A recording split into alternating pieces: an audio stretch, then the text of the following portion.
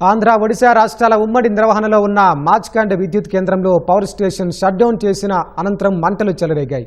మంటలు వేగంగా వ్యాపించడంతో దట్టమైన పొగ అలుముకుంది. ఆ సమయంలో టర్బైన్ ఫ్లోర్లో విధుల్లో ఉన్న కొంతమంది సిబ్బంది అక్కడే చిక్కుకుపోయారు. ప్రమాదాన్ని గమనించిన తోటి సిబ్బంది వెంటనే అప్రమత్తమయ్యారు. టర్బైన్ ఫ్లోర్లో చిక్కుకున్న వారిని సురక్షితంగా బయటకు తీసుకొచ్చారు. ఎలాంటి ప్రాణ నష్టం జరగకపోవడంతో అందరూ ఊపిరి పీల్చుకున్నారు. షార్ట్ సర్క్యూట్ కారణంగానే ఈ ప్రమాదం జరుగుండొచ్చని ప్రాథమికంగా భావిస్తున్నారు. ఈ ప్రమాదంలో విద్యుత్ కేంద్రానికి సంబంధించిన కేబుల్ ప్యానెల్స్, వైరింగ్, ఇతర పరికరాలు కాలిపోయాయి. భారీగా ఆస్తి నష్టం సంభవించినట్లు అధికారులు అంచనా వేస్తున్నారు.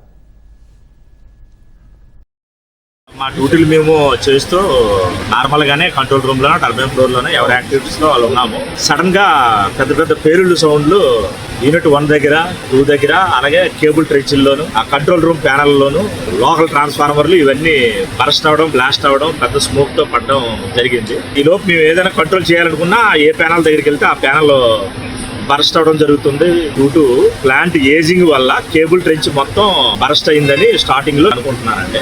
తర్వాత మేము బయటపడడానికే చాలా కష్టమైంది. టర్బైన్ ఫ్లోర్లు కానీ మేము కానీ ప్రాణ నష్టం ఏం జరగలేదండి. అందరూ బయటకు వచ్చారు. బట్ సఫికేషన్ తో కొంతమంది ఇప్పుడు హాస్పిటల్కి వెళ్ళారు. కమ్యూనికేషన్ చారేసాము.